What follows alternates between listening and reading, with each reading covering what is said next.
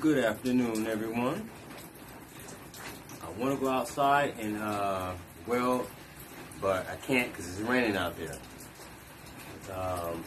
It's just a flux welder, no gas required and all that shit. But it's still, you're still gonna be huffing a bunch of fucking smoke from this shit. It's a lot of smoke. You're burning stuff, You're burning metal. Anyways, plus this metal has like oil on it to protect it from rusting and shit, Anyways, I'll do this instead.